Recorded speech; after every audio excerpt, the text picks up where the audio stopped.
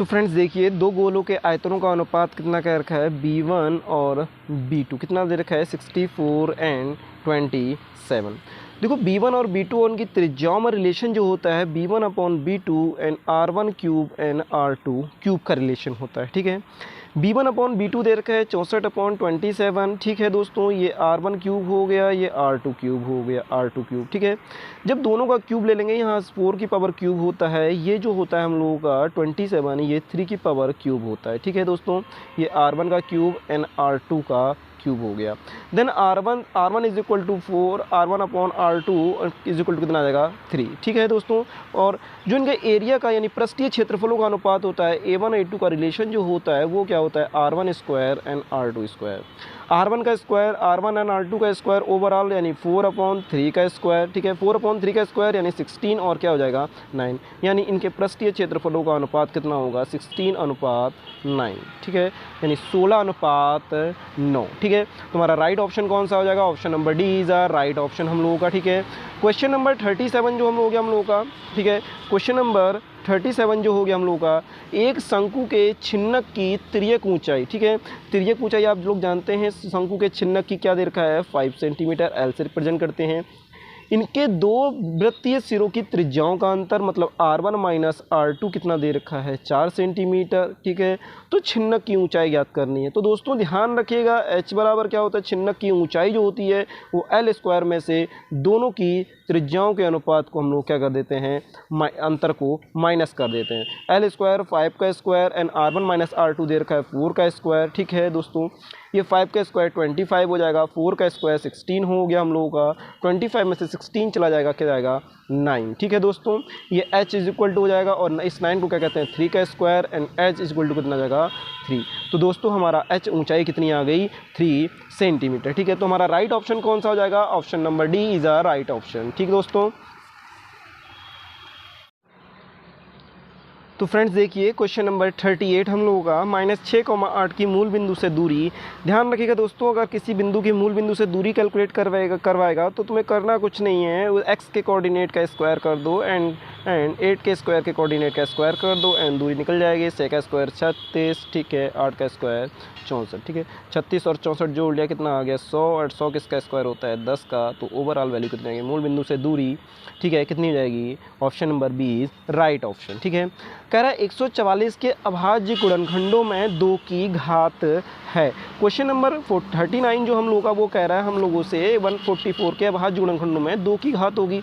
तो आप लोग जानते हैं 144 को डिवाइड करना होगा अभाज्य गुणनखंड में। आप लोग जानते हैं 16 9 जा कितना होता है, 144। ठीक है, और 16 के बारे में भी आप लोग जानते हैं, 16 को लिख सकते हो 2 to the power 4। 2 to the power 4 मतलब 2 की मल्टीप्लाई 4 टाइम्स करोगे तो आप लोग कितना मिलने वाला है, 16। 2 2 जा 4, 4 2 जा 8 एंड 8 2 जा 16। ठीक है दोस्तों, और यहाँ पे कितना होने वाला है, 3 टू दी पावर 2। हम लोगों से कह रहा है क्वेश्चन में कह रहा है कि अभाज्य गुणनखंडों में 2 की घात है, मतलब 2 की पावर मैक्सिमम कितनी है, 4। तुम्हारा राइट ऑप्शन कौन सा हो जाएगा, option number A is the right option, क्योंकि 2 की घात कितनी है, 4। ठीक है दोस्तों, आगे हम लोगों से कह रहा है इस समीकरण का, ठीक है, 2x square plus 3x minus m बराबर 0 का एक मूल -1 है। ठीक है दोस्तों, एक मूल -1 है, तो m का मान ज्ञात कीजिए।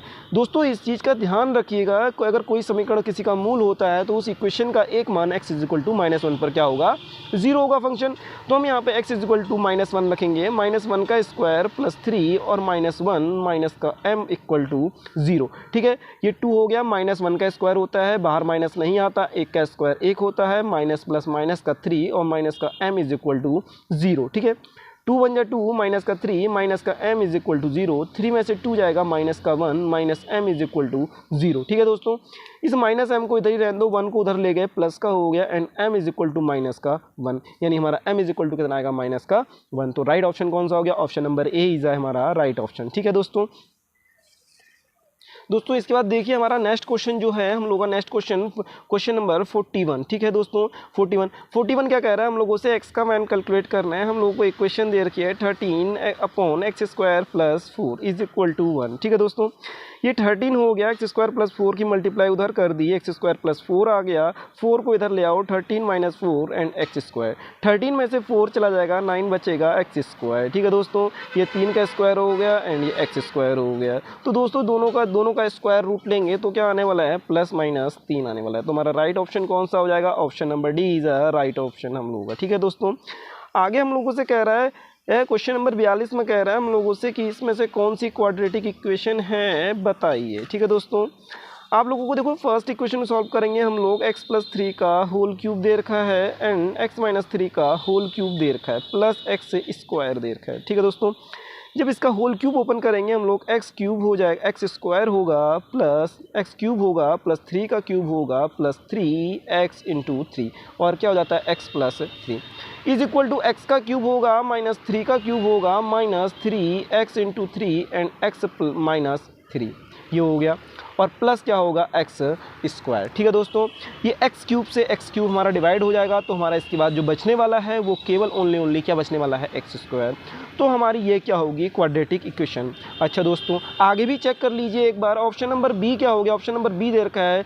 वैसे तो हमारा option number A is a right option है क्योंकि यही हमारी क्वाड्रेटिक इक्वेशन होगी, क्योंकि इसमें x की पावर 3 वाले ऑप्शन खत्म हो चुका है और बचेगा कौन सा, x² वाला। ठीक है दोस्तों, आगे देखिए हम लोगों से कह रहा है ऑप्शन नंबर बी में कह रहा है 2√x + 2 = 0 इतना देर का है और आप लोग जानते हैं अगर x हमारा रूट में होता है तो ये क्वाड्रेटिक इक्वेशन नहीं होती है। ठीक है दोस्तों, आगे देखिए, आगे जो हमारा ऑप्शन कह रहा है ऑप्शन नंबर सी हमारा 2x² माइनस का 5x और इक्वल टू 2x - 1 का स्क्वायर कह रहा है। तो दोस्तों यहाँ से 2x² हमारा अगर बचता है तो हमारी ये क्वाड्रेटिक इक्वेशन होगी, माइनस का 5x ऐसे लिख देंगे। यहाँ जब आप लोग ब्रैकेट ओपन करेंगे x² + 1 का स्क्वायर माइनस का 2x। ठीक है दोस्तों, तो ये 2x² प्लस का मिलेगा, ये भी 2x² प्लस का और ये 2x² से 2x² कट जाएगा। तो हमारे यहाँ पे क्वाड्रेटिक इक्वेशन सी ऑप्शन भी हमारा क्या होगा, गलत होगा। ठीक है दोस्तों, तो दोस्तों आप लोगों को जो नेक्स्ट ऑप्शन दिख रहा है 5x - 1 और 25x² - 1। ठीक है दोस्तों, ये ऑप्शन दिख रहा होगा आप लोगों को 25² - 1। ठीक है, x² - 1 और ये दे रखा है 5x + 1। ठीक है दोस्तों, आप जब इधर मल्टीप्लाई करेंगे तो ये a - b और a + b का ऑप्शन दिख रहा है तो ये क्या आएगा 25 का स्क्वायर - 1। ठीक है, ये 25x² - 1। ठीक है, तो दोनों चीज़ें आपस में इक्वल हैं, कट जाएंगी, ये भी क्वाड्रेटिक इक्वेशन नहीं, तो हमने पहले ही बताया। तो हमारा राइट ऑप्शन कौन सा हो जाएगा, option number A is a right option. ठीक है दोस्तों, ऑप्शन नंबर 12। तो दोस्तों देखिए हम लोगों को क्वेश्चन नंबर 43 कह रखा है 2 cos 3 theta is equal to √3 theta का मान कैलकुलेट करना है। तो दोस्तों देखिए 2 cos 3 theta is equal to √3। तो दोस्तों यहाँ इस 2 को हटाइए और ये 2 कहाँ पहुँच जाएगा हम लोगों का, √3 के अपॉन में। ठीक है दोस्तों, cos 3 थीटा और √3 की वैल्यू जो होती है वो किसकी वैल्यू होती है, cos 30 की √3/2। तो दोस्तों cos से cos हट जाएगा, 3 थीटा इज इक्वल टू कितना आ गया 30 डिग्री, 3 से डिवाइड कर देंगे, थीटा इज इक्वल टू कितना आ जाएगा 10 डिग्री। ठीक है, तो हमारा राइट ऑप्शन कौन सा आ जाएगा, option number A is a right option. ठीक है दोस्तों, तो फ्रेंड्स देखिए वह बड़ी से बड़ी संख्या क्या होगी जिससे 70 और 125 को भाग देने पर शेषफल क्रमशः 5 तथा 8 प्राप्त होता है। तो दोस्तों ध्यान रखिएगा, बड़ी से बड़ी संख्या ज्ञात करने के लिए हम लोग अधिकतर क्या ज्ञात करते हैं, मासा ज्ञात करते हैं। ठीक है दोस्तों, तो सबसे पहले तो जो शेषफल बच रहा है उस शेषफल को हटाओ। देखो 70 और 125 को भाग देने पर क्रमशः शेषफल 5 और 8 बच रहा है। ठीक है, तो 70 में से 5 माइनस कर लिया, 125 में से 8 माइनस कर लिया, 70 में से 70 में से 5 माइनस करने पर 65 बचा, 125 में से 8 माइनस करने पर 117 बचा। ठीक है, तो अब हमारे पास नंबर बची हैं 65 एंड 117। ठीक है, तो 65 को आप लोग लिख सकते हो 13 एंड 5 एंड 117 को लिख सकते हो 13 9 जा 117 यानी 13 निम्मा 117। देखो मासा का मतलब क्या होता है, मासा का मतलब होता है जो इसमें कॉमन फैक्टर होता है वही कॉमन फैक्टर, ये कॉमन फैक्टर निकाल लिया, ये हमारा क्या हो गया मासा। तो दोस्तों हम पहले ही बता चुके हैं आप लोगों को बड़ी से बड़ी संख्या कैलकुलेट कराएगा तो मासा ज्ञात करना होता है वहाँ पे, और छोटी से छोटी संख्या के लिए हम लोगों को क्या ज्ञात करना होता है, लासा। तो हमारी 13 एक ऐसी नंबर है जो 17 एंड 125 को भाग देने पर क्रमशः शेषफल 5 और 8 प्राप्त होता है।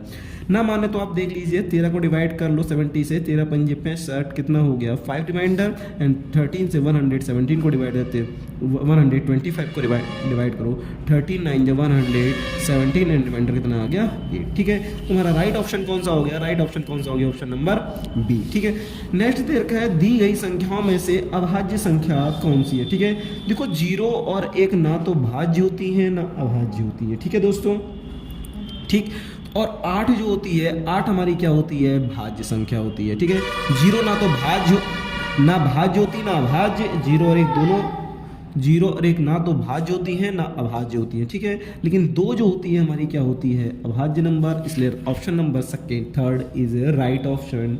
2 हमारा क्या है, अभाज्य संख्या। ओके, तो दोस्तों हमारा क्वेश्चन नंबर 46 है। 46 देखिए हमसे कह रहा है x + 6 एंड x - 5 के मूल क्या होंगे।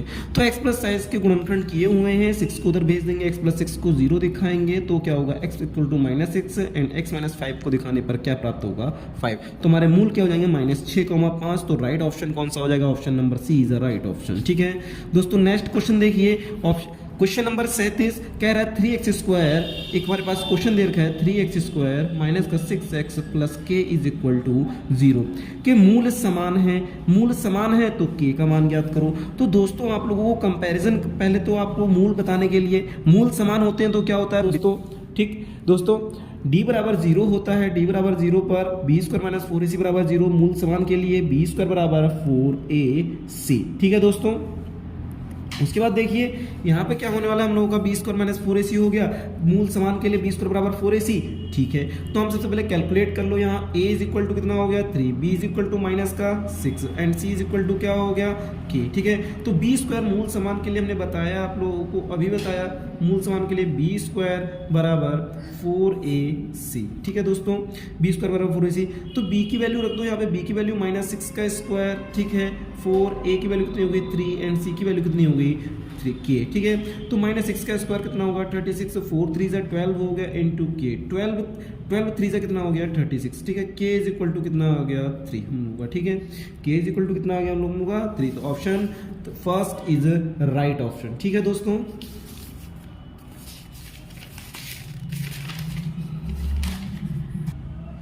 दोस्तों देखिए क्वेश्चन नंबर 48 है हम लोगों के सामने, हम लोगों से कह रहा है 3x² minus 5x plus 2 equal to 0 का विविक्तर क्या होगा। अभी हमने आप लोगों को बताया d बराबर क्या होता है, b² माइनस 4ac विविक्तर होता है। तो विविक्तर की वैल्यू फाइंड करने से पहले a बराबर 3 होता है, b बराबर -5 होता है and c is equal to कितना होता है 2।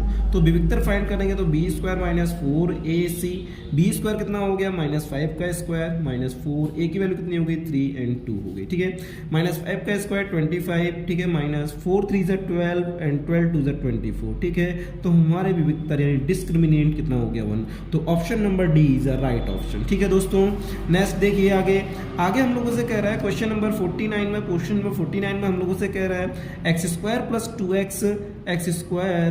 2x इक्वल टू 0 का एक हल -2 है। ठीक है, का एक हल -2 है, तो -2 है, तो पहला ऑप्शन है सत्य है, असत्य है, इनमें से कोई नहीं, बता नहीं सकते। तो देखिए इस चीज का ध्यान रखिए, अगर कोई किसी समीकरण का कोई हल होता है तो उस इक्वेशन को क्या करता है वो 0। ठीक है, देखते हैं यहाँ पे x के स्थान पर -2 रखने पर अगर हमारा 0 आ जाता है तो हमारा ऑप्शन क्या होगा, असत्य होगा। ठीक है, -2 का स्क्वायर कितना हो जाएगा 4, minus plus minus 2 2 = 4 is equal to 0, 4 से 4 डिवाइड हो जाएगा, 0 इक्वल टू 0। हमारी कंडीशन सही है, तो हमारा ऑप्शन नंबर ए ये क्या होगा, सत्य होगा। ठीक है, आगे देखिए दोस्तों, आगे हम लोग से कह क्वेश्चन नंबर 5 में कह रहा है समीकरण 3x² minus 4x minus k equal to 0 का विविक्तर 88 है। ठीक है दोस्तों, हमसे कह रहा है ये समीकरण दे रखी है 3x², ठीक है, माइनस का 4x माइनस का k इक्वल टू 0 का विविक्तर जो दे रखा है वो कितना दे रखा है 88। ठीक है दोस्तों, आगे देखिए हम लोगों का, ठीक है, तो देखिए यहाँ कंपैरिजन करोगे a इज इक्वल टू कितना आ जाएगा 3 and b is equal to minus का 4 and c is equal to minus का k। जब विविक्तर में वैल्यू रखोगे, विविक्तर की वैल्यू क्या होती है b² minus 4ac is equal to 88 हो जाएगा।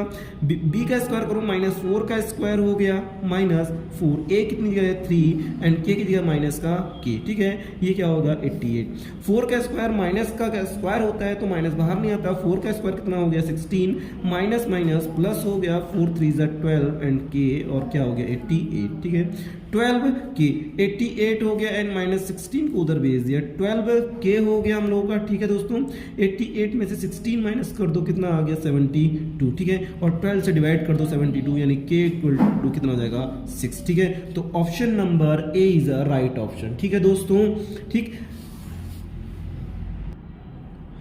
तो दोस्तों देखिए किसी तल में दी गई रेखाओं के लिए निम्न में से कौन सा संभव नहीं है। ठीक है, देखो किसी तल मध्य की रेखाओं के लिए दोनों रेखाएं एक बिंदु पर प्रतिच्छेद करेंगी, सही है, ठीक है। सेकंड ऑप्शन, दोनों रेखाएं दो बिंदुओं पर काटेंगी। तो दोस्तों ये जो बी ऑप्शन लिखा है आप लोगों का कि दो रेखाएं दो बिंदुओं पर, दोनों रेखाएं दो बिंदुओं पर काटेंगी, तो ये हमारा कभी पॉसिबल नहीं है भाई। दो रेखाएं एक दूसरे को कभी भी दो बिंदुओं पर नहीं काट सकती हैं, ठीक है। तो हमारा और तुमसे संभव नहीं है। तो कौन सा कंडीशन संभव नहीं है? Option number B is not possible. आगे देखेंगे, दोनों रेखाएं समांतर हो सकती हैं, ठीक है, समांतर हो सकती हैं। दोनों रेखाएं या तो प्रतिच्छेद करेंगे या समांतर होंगी, भाई या तो प्रतिच्छेद करेंगी या समांतर होंगी, ये भी कंडीशन सही है हम लोगों की, ठीक है दोस्तों। आगे देखिए क्वेश्चन नंबर 52 दोस्तों, क्वेश्चन नंबर 52 अभी हमने लोगों ने पहले ही करा था, थोड़ी देर पहले, ये क्वेश्चन रिपीट हो चुका है, ठीक है दोस्तों। नेक्स्ट क्वेश्चन देखिए, क्वेश्चन नंबर 53 जो है हम लोगों का, ये क्या है? पी तृतीय चतुर्थांश में स्थित है। पी हमारा तृतीय चतुर्थांश, और तृतीय चतुर्थांश में कोऑर्डिनेट माइनस और माइनस होते हैं। तो जो भी ऑप्शन माइनस, दोनों माइनस के होंगे, एक्स और वाई कोऑर्डिनेट तृतीय चतुर्थांश में माइनस माइनस के होते हैं, जो भी कोऑर्डिनेट माइनस के होंगे वो राइट ऑप्शन होगा। तो हमारा ऑप्शन नंबर डी, दोनों माइनस के, -3 और -3, तो ये पी जो हुआ बिंदु पी के निर्देशांक -3, -3 होंगे। आप अदर भी देख सकते हैं, 0, -4, ये कौन से कोऑर्डिनेट में प्रेजेंट होता है? ये हमारा प्रेजेंट होता है फोर्थ कोऑर्डिनेट में, ये फर्स्ट कोऑर्डिनेट में, और 4, 0 ये भी फर्स्ट कोऑर्डिनेट यानी प्रथम चतुर्थांश में स्थित होता है, ठीक है दोस्तों। आप लोगों के सामने एक नेक्स्ट क्वेश्चन जो आ रहा है, क्वेश्चन नंबर 54 जो है, 54 में कह रहा है हम लोगों से tan A = √3 दे रखा है, एंड tan B = हम लोगों से कह रहा है 1/√3 दे रखा है। हम लोगों को जो फाइंड करना है वो फाइंड करना है tan A + B, हम लोगों को फाइंड करना है दोस्तों। उससे पहले आप लोग पहले A की वैल्यू याद कर लो। tan A = कितना होता है? tan में √3 किसका मान होता है? 60 का, ठीक है। A = कितना हो गया? 60 डिग्री, ठीक दोस्तों। आगे देखिए, tan B = 1/√3, ये किसकी वैल्यू हो गई? tan 30 की, एंड B = कितना हो गया हम लोगों का? 30। तो tan A + B की वैल्यू को, A + B की वैल्यू कैलकुलेट करेंगे, तो tan A + B and tan 60 + 30, ठीक है दोस्तों। tan 60 + 30 कितना हो जाएगा? tan 90, एंड tan 90 की वैल्यू आप लोग जानते हैं, tan 90 की वैल्यू कितनी होती है? इनफाइनाइट। तो हमारा क्वेश्चन नंबर 54 का राइट ऑप्शन कौन सा हो जाएगा? Option number D is the right answer, ठीक है दोस्तों। तो दोस्तों आप लोगों के सामने क्वेश्चन नंबर 55 है, देखिए हमसे कह रहा है एक ट्रायंगल ABC, ठीक है, एक ट्रायंगल ABC दे रखा है, एंड एक ट्रायंगल PQR, ये क्या है? आपस में समरूप है, एंड BC/QR का जो रेशियो है, BC/QR का जो रेशियो है वो 1/2 है, ठीक है। हम लोगों को फाइंड करना है, वो क्या करना है? त्रिभुज PRQ और त्रिभुज BCA का क्षेत्रफल के अनुपात किसके बराबर है, ठीक है दोस्तों। आप लोग जानते हैं समरूप त्रिभुज के क्षेत्रफलों का अनुपात जो होता है उनकी संगत भुजाओं के अनुपात के स्क्वायर के बराबर होता है, ठीक है दोस्तों। तो सबसे पहले तो देख लीजिए हमारी क्या हो गई, AB भुजा किसके समांतर? PQ के, एंड BC भुजा किसके समांतर होगी? QR के, और CA भुजा किसके समांतर होगी? PR के, ठीक है दोस्तों। तो दोस्तों आप लोगों को देखो PRQ जो त्रिभुज दे रखा है वो ऊपर दे रखा है, एंड त्रिभुज BCA का जो दे रखा है वो नीचे दे रखा है। तो हम लोग यहाँ से क्या करेंगे? QR और BC को पलट लेंगे, और क्या हो जाएगा? 2/1, ठीक है। तो हम लोग इसके बाद निकालेंगे त्रिभुज PRQ और त्रिभुज BCA, ठीक है। क्या होगा? संगत भुजाओं यानी QR और BC, ठीक है। तो यहाँ पे इसकी QR भुजा जो है, ठीक है, इसके संगत भुजा कितनी है? 2/1, ठीक है दोस्तों। तो यहाँ 2/1, 2 का स्क्वायर कर देंगे, QR का स्क्वायर कर देंगे, QR और BC कितना हो गया? 2/1 है, 2/1 का स्क्वायर यानी 4 और 1 हो गया, ठीक है। यानी इसकी राइट ऑप्शन कौन सा हो जाएगा? Option number D is a right option, ठीक है दोस्तों। देखिए नेक्स्ट जो क्वेश्चन हम लोगों को दे रखा है x = 12 एंड y = 5 हो, तो ठीक है हम लोगों से कह रहा है, तो हमें फाइंड करना है 9x² + 49y² माइनस का 42xy की वैल्यू फाइंड करनी है, एंड x = 12 दे रखा है, एंड y = 5 दे रखा है, ठीक है दोस्तों। तो दोस्तों आप लोग यहाँ पे वैल्यू भी पुट कर सकते हो, लेकिन एक इसका दूसरा तरीका और है, वो तरीका बता दें आप लोगों को। ये जो है ये 3x² दिख रहा है आपको, ये 7 वाई का स्क्वायर दिख रहा है, ये क्या हो गया 2 इंटू 3x इंटू 7y। तो ये कंप्लीट जो फार्मूला है, ये कंप्लीट फार्मूला अपना a माइनस बी का होल स्क्वायर है। ठीक है, देखिए दोस्तों 2 3 या 6 6 7 या 42 x और y पूरी चीज़ वही लिखी हुई है। इसे क्या लिख सकते हैं हम 3x माइनस 7y। दोस्तों ऐसा करेंगे तो बहुत आसान तरीके से हम लोग इसे सॉल्व कर पाएंगे। अब आप लोग यहाँ पे पुट कर सकते हैं वैल्यू, x की वैल्यू पुट कर दी -7, y की वैल्यू पुट कर दी, स्क्वायर हो गया। 12 3 या 36 होता है एंड 7 5 या कितना होता है 35। ठीक है, 36 में से 35 गया 1 का स्क्वायर और कंप्लीट वैल्यू कितनी हो गई 1। तुम्हारा इस क्वेश्चन का राइट ऑप्शन कौन था? Option number A is the right option. ठीक है दोस्तों, तो फ्रेंड्स देखिए क्वेश्चन नंबर 57 जो है हम लोग का क्या कह रहा है, एक्स अक्ष पर वह बिंदु है जो 2, -5 और -2, 9 से समदूरस्थ है। ठीक है दोस्तों, ठीक। तो क्या हमने बताया आप लोगों को, देखो एक्स अक्ष पर स्थित बिंदु जो होता है वहाँ पर y = 0 होता है एंड y अक्ष पर जो बिंदु होता है वहाँ पर x = 0 होता है।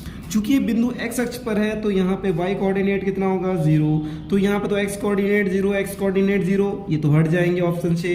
ठीक है, तो हमारा बच्चा y कोऑर्डिनेट दोनों में 0 है, तो अब ढूंढने की बारी है हम लोग का राइट ऑप्शन। ठीक है, तो दोस्तों हम एक के साथ दोनों की दूरियां निकालेंगे। अगर दोनों दूरियां इक्वल होंगी तो राइट ऑप्शन बी होगा, अगर नहीं होंगी तो राइट ऑप्शन अपने आप हमारा कौन सा हो जाएगा? सी। ठीक है दोस्तों, ठीक। तो देखिए दोस्तों 2, -5 और -7, 0 के बीच डिस्टेंस निकाल रहे हैं, -2, 9 एंड -7, 0 के बीच डिस्टेंस निकालेंगे हम लोग। ठीक है दोस्तों, देखिए 2, देखो हम लोग जानते हैं दो बिंदुओं के बीच की दूरी निकाली जाती है, तो कैसे करके निकालते हैं? एक्स कोऑर्डिनेट में से एक्स कोऑर्डिनेट को माइनस कर देते हैं, माइनस और एक्स कोऑर्डिनेट को हम लोगों ने क्या कर दिया? माइनस, स्क्वायर हो गया। -5 में से -0 को माइनस कर देंगे, √ हो गया। ठीक, इक्वल। ठीक, यहाँ पे दोस्तों -2 में से -7 को माइनस करेंगे, ये स्क्वायर हो गया। ठीक है दोस्तों, ठीक है दोस्तों, ठीक। देखिए उसके बाद देखिए +9 में से 0 को माइनस कर देंगे, ये स्क्वायर हो गया। आप लोग यहाँ जानते हैं 2 - 7 माइनस प्लस क्या हो जाएगा? 2 + 7 का स्क्वायर। ठीक है, -5 का स्क्वायर हो गया माइनस। ठीक है दोस्तों, इक्वल। ठीक, यहाँ पे क्या हो जाएगा? माइनस का 2 और प्लस का 7, क्योंकि माइनस और माइनस प्लस हो जाएगा, स्क्वायर हो गया। ठीक दोस्तों, +9 का स्क्वायर, 2 + 7 9 का स्क्वायर हो जाएगा, ये क्या हो गया? 5 का स्क्वायर यानी 25। ठीक है दोस्तों, ठीक दोस्तों, आगे देखिए ये क्या हो जाएगा? 5 का स्क्वायर और ये क्या हो गया? 9 का स्क्वायर। 9 का स्क्वायर 81 एंड 25 हो गया। यहाँ पे भी क्या हो जाएगा? 5 का स्क्वायर 25 एंड 81 हो जाएगा। ठीक है दोस्तों, और दोनों को ऐड करेंगे तो 106 एंड 106। देखो दोनों बिंदुओं से ये बिंदु जो कौन सा? ठीक है, ये बिंदु जो है -7, 0, ये क्या है? दोनों बिंदुओं कौन से? -2, -5 और -2, 9 से समदूरस्थ है, इसलिए दूरियां क्या आई है? इक्वल। ठीक है, तुम्हारा राइट ऑप्शन कौन सा हो जाएगा? -7, 0। अगर दोस्तों ये चीजें इक्वल ना आई होती, ठीक है, ये दोस्तों इक्वल ना आई होती तो क्या करते हम लोग? हमारा option number C is right option. ठीक है दोस्तों, ओके। तो देखिए दोस्तों अब क्वेश्चन नंबर 58 की तरफ बढ़ रहे हैं हम लोग। ठीक है, देखिए हमसे कह रहा है 3 5 7 x and x + 2 and 15 and 17 तथा 21 को बढ़ते हुए क्रम में लिखा गया है। यदि इनका माध्यक 12 है तो x का मान 11 है, तो बताइए सत्य है या असत्य, बताइए। ठीक है, तो दोस्तों देख लीजिए, सबसे पहले हम लोग करते क्या है? माध्यक 12 है, हम लोग पता है किसी भी 3, 5, 7 x, x + 2 एंड 15, 17। ठीक है दोस्तों, हम लोगों से इसका माध्यक ज्ञात करना है। तो दोस्तों हम लोग यहाँ पे क्या कर दे रहे हैं? इसे सत्य मान के चल रहे हैं और यहाँ पे 11 रख दे रहे हैं। 11 + 2 कितना हो जाएगा? 13 एंड 15, 17। टोटल नंबर्स काउंट कर लो माध्यक निकालने के लिए। 1 2 3 4 5 6 7, टोटल नंबर 7 है। ठीक है, तो हमारी माध्यिका क्या होती है? आप लोग जानते हैं टोटल नंबर n = 7 है, यानी विषम है। तो टोटल नंबर्स के लिए क्या करते हैं हम लोग? n + 1/2 वे पद का मान। ठीक है, n + 2 वे पद का मान मतलब 7 + 1/2 वे पद का मान, 7 + 1 8/2 वे पद का मान, यानी 4 में पद का मान। और चौथे पद का मान क्या है? 3 5 7 1 2 3 4। चौथा पद क्या है? चौथा पद 11 है, तो ऑप्शन नंबर हमारा ये क्या होगा? सत्य होगा। क्यों? हमने देखो दोस्तों वो कह रहा था कि इसका x का मान 11 है, तो हमने रख के चले और हमने जब वैल्यू निकाली माध्यिका की तो हमारी फाइनली वैल्यू कितनी आ गई 11। ठीक है, फाइनली वैल्यू कितनी आ गई हम लोग की 11। ठीक है, तो हमारा राइट ऑप्शन है, तो सही है। ठीक है, हमारा ऑप्शन नंबर 58 का ए क्या होगा, ये सत्य होगा। ठीक है दोस्तों, आगे देखिए दोस्तों, आगे हम लोगों से कह रहा है 8 संख्याओं का समांतर माध्य 12 है और 9वीं संख्या अपठनीय है यदि सभी 9 संख्याओं का समांतर माध्य 13 हो। ठीक है, 8 संख्याओं का समांतर माध्य 12 है। दोस्तों देखिए 8 संख्याओं का समांतर माध्य 12 है। ठीक है, तो हमारी 8 संख्याओं का योग कितना हो जाएगा, 12 गुणे 8। ठीक है, 9वीं संख्या अपठनीय है यदि 9 संख्याओं का समांतर माध्य 13 है तो अपठनीय संख्या होगी। तो दोस्तों जब भी ऐसा क्वेश्चन बने तो हमें पहले 8 संख्याओं के समांतर माध्य का योग निकाल लिया। ठीक है, 13 पदों का योग निकाल लो, सॉरी 9 पदों का योग निकाल लो। 9 पदों का योग कितना हो जाएगा, 9 गुणे 13। ठीक है, तो अब इस 9 पदों के योग में से 8 पदों के योग को घटा दो, हमारी 9वीं अपठनीय संख्या आ जाएगी। ठीक है, 13 निम्मा 117, 12 अट्ठे 96। ठीक है, और 117 में से अगर 96 जाएगा तो बचेगा कितना, 21। तो हमारी 9वीं अपठनीय संख्या कौन सी थी, 21, यानी option number 21 is a right option. ठीक है दोस्तों, आगे देखिए दोस्तों। ठीक है, क्वेश्चन नंबर जो 60 है हम लोगों के पास, वो कह रहा है हल करने पर हमें प्राप्त होगा। ठीक है, 2x + 3y = 18 and x - 2y = 2। ठीक है दोस्तों, तो आप दोस्तों इसे विलोपन विधि से सॉल्व कर सकते हैं। देखो x कोऑर्डिनेट को बराबर करते हैं, 2x + 3y = 18। इस x कोऑर्डिनेट को बराबर करने के लिए हमने यहाँ से 2 से मल्टीप्लाई कर दी, एंड 2 2 = 4y एंड 2 2 = 4। ठीक है, ये प्लस है तो माइनस, माइनस है तो प्लस, प्लस है तो माइनस। 2x से 2x डिवाइड हो जाएगा हम लोगों का। ठीक है, 3y एंड 4y कितना हो जाएगा, 7y। ठीक है, 18 में से 4 जाएगा, कितना बचेगा, 14। 7 दूनी 14, यानी y = कितना आ जाएगा, 2। ठीक है दोस्तों, y = 2 आ गया। देखिए दोस्तों, अगर y = 2 देखेंगे, हमारा ऑप्शन नंबर केवल बी में y = 2 है, तो option number B is a right option. आगे कैलकुलेट करने की जरूरत नहीं है। ठीक है दोस्तों, ओके फाइन। देखिए दोस्तों, आगे जो हमारा 61 पोर्शन कह रहा है, 2 आकृतियां जिनके आकार समान हो परंतु आवश्यक रूप से अमाप समान ना हो कहलाती हैं सर्वांग सम आकृतियां। नहीं, सर्वांग सम में आकृति भी समान, एंगल भी समान, अमाप भी समान। ठीक है, समान आकृतियां नहीं होंगी। समरूप आकृतियां, राइट ऑप्शन, हमारी आकृतियां क्या होंगी, समरूप होंगी। ओके ठीक दोस्तों, देखिए आगे कह रहा है अर्धगोले का संपूर्ण पृष्ठीय क्षेत्रफल होता है। ठीक है, देखिए दोस्तों, हम आप लोगों के सामने एक अर्धगोला बना रहे हैं। ठीक, ये देखिए, हमें आपको पता है कि ऊपर क्या होता है, ये आधार का क्षेत्रफल अर्धगोले का, और ये पृष्ठीय क्षेत्रफल। पृष्ठीय क्षेत्रफल कितना होता है, गोले का 4πr² और अर्धगोले का 2πr², और दोनों को कंबाइन करेंगे 2πr² और πr², तो कितना हो जाएगा, 3πr²। तो गोले का संपूर्ण पृष्ठीय क्षेत्रफल कितना हो गया हमारा, 3πr²।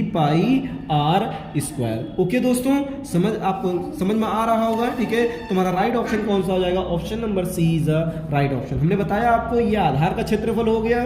ठीक है, गोले के, और ये क्या हो गया, पृष्ठीय क्षेत्रफल, ये πr², ये 2πr², दोनों को ऐड कर दो, 2πr² और πr² कितना हो गया, 3πr²। ठीक है, तो option number C is a right option. ठीक है दोस्तों आगे देखिए।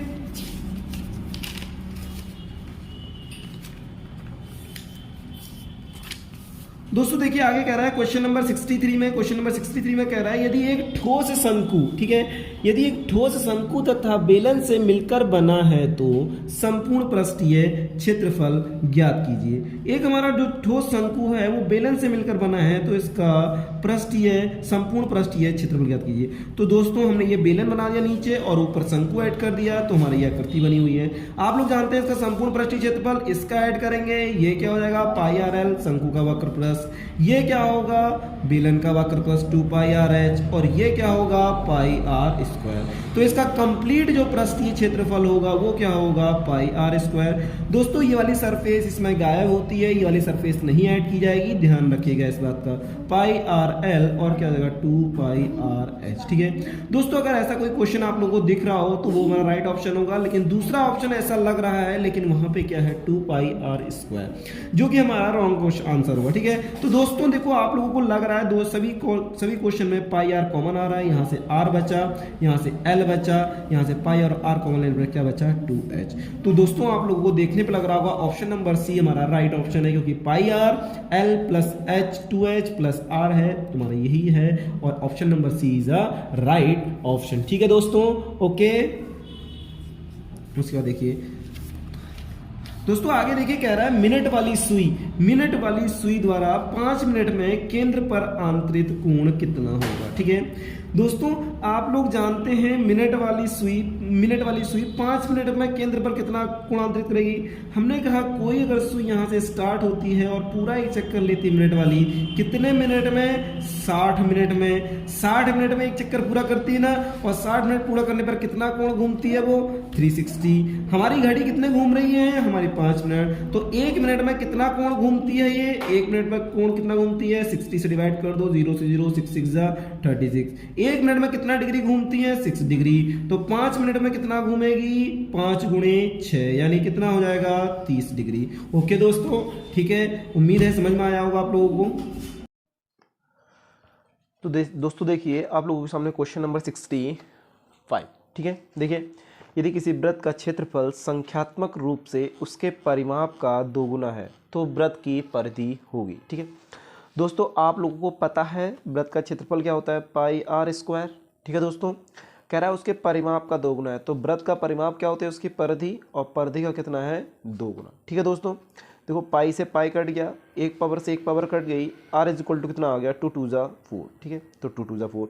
तब कह रहा है वृत्त की परिधि कितनी होगी, वृत्त की परिधि तो लोग जानते हैं 2 पाई आर होती है, तो आर की वैल्यू कितनी डिटरमाइंड होगी आप लोगों को 2 पाई एंड आर कितना हो गया 4, तो 4 2 जा 8 एंड 8 पाई हमारी क्या हो जाएगी वृत्त की परिधि। ठीक है, तो हमारा राइट ऑप्शन कौन सा हो गया दोस्तों, option number C is a right option. ठीक है दोस्तों, नेक्स्ट देखिए क्वेश्चन नंबर 66 कह रहा है हम लोगों से 12 सेंटीमीटर त्रिज्या खंड का क्षेत्रफल होगा। ठीक है, ठीक 12 सेंटीमीटर त्रिज्या खंड का क्षेत्रफल होगा यदि त्रिज्या खंड का कोण 60 डिग्री है।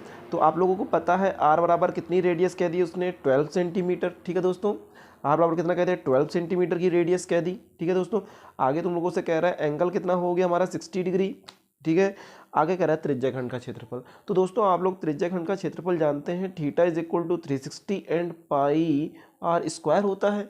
ठीक है दोस्तों, थीटा कितना होगा 60 एंड 360 ये होगा हम लोगों का पाई आर स्क्वायर। ठीक है, पाई की वैल्यू ऐसी रख दो, आर स्क्वायर कितना हो गया 12 इंटू 12 आर स्क्वायर हो गया। ठीक है, डिवाइड कर दो 60 और कितने टाइम्स कट जाएगा 6 टाइम कट जाएगा, 6 1 जा 6। ठीक है, 6 2 जा 12 से मल्टीप्लाई कर दो 2 को, 12 2 जा 14 एंड कितना आ गया 24 पाई।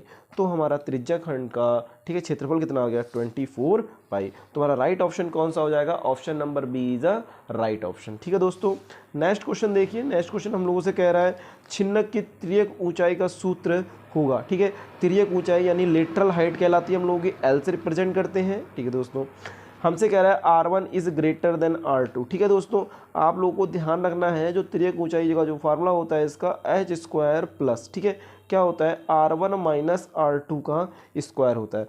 जो हमारी रेडियस बड़ी होती है उस रेडियस में से छोटी रेडियस को माइनस करते हैं और ऊंचाई और दोनों रेडियस के अंतर का स्क्वायर का रूट होता है तिर्यक ऊंचाई। ठीक है, तो दोस्तों हमारा राइट ऑप्शन कौन सा हो जाएगा, option number first is a right option. ठीक है दोस्तों, नेक्स्ट देखिए क्वेश्चन नंबर नेक्स्ट जो हम लोगों से कह रहा है sec 70 एंड sin 20 ठीक है एंड cos 20 एंड cosec 70। ठीक दोस्तों, लेकिन आप लोग जानते हैं किन्हीं भी दो नंबर्स का अगर कॉम्बिनेशन 90 बनता है, देखो ना तो sec 70 की वैल्यू पता होती है ना sin 20 की वैल्यू पता होती है। तो ऐसी दो संख्याएं जिनका कॉम्बिनेशन अगर बात सुनो एंगल 90 देता है तो एक को चेंज कर लो और एक को नहीं चेंज करते हैं हम लोग। ठीक है, तो देखिए दोस्तों sec 70 दे रखा है आप लोगों को। ठीक है, sec 70 दे रखा है एंड साइन 20 डिग्री दे रखा है, माइनस cos 20 दे रखा है और क्या दे रखा है cosec 70 डिग्री। तो आप लोगों को पता है 70 एंड 20 90 दे रहा है, तो बात सुनो, एक को चेंज कर लो, लिखना कुछ नहीं है, वहीं पे 70 ही लिखना है। तो बताइए दोस्तों 70 लिखा है, ये 90 माइनस 20 अभी भी कितना लिखा है 70, ठीक है, इंटू साइन 20 हो गया, ठीक। ये cos 20 हो गया, cos 20 को cos 20 लिखा रहने दो, इसको चेंज कर लो, क्या किसको, कॉसिक को, ठीक है। कॉसिक को क्या लिखेंगे 90 माइनस 20, दोस्तों तो अभी भी क्या लिखा हुआ है, ये 70 लिखा हुआ है, ठीक है। तो इस sec 90 माइनस थीटा कितना होता है, तुम लोगों को पता है क्या होता है, कॉसिक, ठीक है, कॉसिक 20, और ये क्या हो गया sin 20, ठीक है दोस्तों, माइनस ये क्या लिखा है हम लोगों का cos 20 लिखा हुआ है, ठीक है दोस्तों, ठीक। ये cos 20 हो गया हम लोगों का, और इसके मल्टीपल में क्या आएगा, कॉसिक किस में चेंज होता है 90 माइनस थीटा, यानी किस में आएगा sec 20। तो दोस्तों साइन और कॉसिक एक दूसरे के अपोजिट होते हैं, जो चीज़ें अपोजिट होती हैं और इनटू में आती है तो उनकी वैल्यू कितनी होती है 1 माइनस, ठीक। cos 20 एक sec 20 आपस में मल्टीप्लाई में है और दोनों अपोजिट होते हैं, इनकी वैल्यू कितनी होगी 1, एंड 1 से 1 डिवाइड हो जाएगा, फाइनली आंसर कितना हो जाएगा हमारा 0। तो 68 का option number B is a right option, ठीक है दोस्तों आगे देखिए, ठीक है दोस्तों, हम लोगों से कह रहा है tan theta is equal to A upon B. हम लोगों को कैलकुलेट करनी है value B sine theta minus A cos theta and B sine theta plus A cos theta, किसकी वैल्यू का मान कितना होगा, ठीक है दोस्तों। आप लोग देख रहे होंगे जो ये वैल्यू यहाँ पे दे रहा है, इस वैल्यू में कुछ स्पेशल है। देखो अगर हम लोगों यहाँ पे कैसे भी 10 बना लें तो 10, देखो कॉस कॉमन ले रहे हैं हम लोग, ठीक है, कॉस थीटा कॉमन ले रहे हैं, यहाँ बन क्या रहा है बी। देखो जहाँ कॉस होता नहीं वहाँ क्या चला जाता है साइन के, अब भाई वहाँ क्या होगा अपॉन में चला जाएगा, जहाँ जो चीज़ होती नहीं है वहाँ का चला जाती है अपॉन, ठीक है। यहाँ ए कॉस थीटा था हम लोगों का, तो यहाँ पे क्या बचेगा केवल ए, ठीक दोस्तों। आगे देखिए नीचे भी देखो हम लोग क्या दोस्तों कॉस थीटा कॉमन ले रहे थे हम लोग, ठीक है, तो यहाँ क्या होगा बी साइन थीटा और अपॉन में कितना आएगा कॉस थीटा। चूंकि दोस्तों यहाँ पे साइन थीटा था कॉस थीटा नहीं था, इसलिए कॉस थीटा कहाँ आ गया अपॉन में आ गया, ठीक है दोस्तों, माइनस, ठीक दोस्तों। यहाँ पे हमारा कॉस थीटा था तो यहाँ से गायब हो जाएगा और ये चीज़ हम लोग की इस तरह से आ गई, ठीक है दोस्तों। यहाँ पे हम लोगों का प्लस था तो प्लस है दोस्तों, कॉस से कॉस कट जाएगा हम लोगों का, यहाँ पे क्या हो गया बी और साइन अपॉन क्या होता है हम लोगों का 10, ठीक है, ये माइनस ए हो गया। ये क्या होता है बी और साइन अपॉन कॉस क्या होता है हम लोगों का 10, ठीक है, tan थीटा हो गया और प्लस का ए। दोस्तों हम लोगों को दे रखा है tan थीटा की वैल्यू कितनी होती है a बट्टे बी, ठीक है दोस्तों। तो a बट्टे बी निकाल ले रहे हैं हम लोग, देखिए b इंटू, ठीक है, यहाँ पे tan थीटा की वैल्यू a बट्टे बी और माइनस a, और यहाँ पे भी क्या कर देंगे b और a बट्टे बी और प्लस का a। b से b डिवाइड हो जाएगा, b से b डिवाइड हो गया, ऊपर क्या आ गया a minus A and a plus a में से a डिवाइड हो गया 0 आ गया, और नीचे क्या आ जाएगा 2a, ठीक है दोस्तों। और किसी भी नंबर के अपॉन में अगर नंबर होती है कोई भी तो उसकी कंप्लीट वैल्यू कितनी होती है 0, ठीक है। तो हमारा option number B is option number D is a right option, ठीक है दोस्तों, समझ गए। 69 का option number D is a right option, ठीक दोस्तों देखिए क्वेश्चन नंबर 70 है जो sec 90 माइनस 2a को क्या लिख सकते हैं cosec 60, ठीक है। तो cosec 60 कैसे लिख सकते हैं, देखिए दोस्तों sec हो गया और 90 माइनस 2a क्या हो गया cosec। इस cosec को हम लोग चेंज करते हैं, यहाँ पे क्या लिख रहे हैं 90 माइनस 30। तो दोस्तों अभी भी क्या लिखा है यहाँ पे, अभी भी क्या लिखा है 60 लिखा है ना, ठीक है। तो हमने लिख दिया sec 90 माइनस 2a। दोस्तों ये cosec है, cosec 90 जब चेंज होता है cosec किस में चेंज होता है sec में, यहाँ पर क्या आ जाएगा sec 30, ठीक है। sec से sec हट जाएगा, ये क्या आ गया 90 minus 2a is equal to 30, ठीक। 30 को इधर ले आइए, 90 प्लस 90 माइनस 30 एंड ये क्या जाएगा 2a उधर चलाएगा प्लस का, ठीक है दोस्तों। ये 90 माइनस 30 कितना हो गया 60 हो गया, एंड ये क्या हो गया 2a, 2 से डिवाइड कर दीजिए कितना हो गया 30, a इज इक्वल टू कितना हो गया हम लोगों का 30 डिग्री, ठीक है दोस्तों। उम्मीद है समझ रहे होंगे। तो option number A option number B is a right option 70 का, ठीक है दोस्तों, ओके।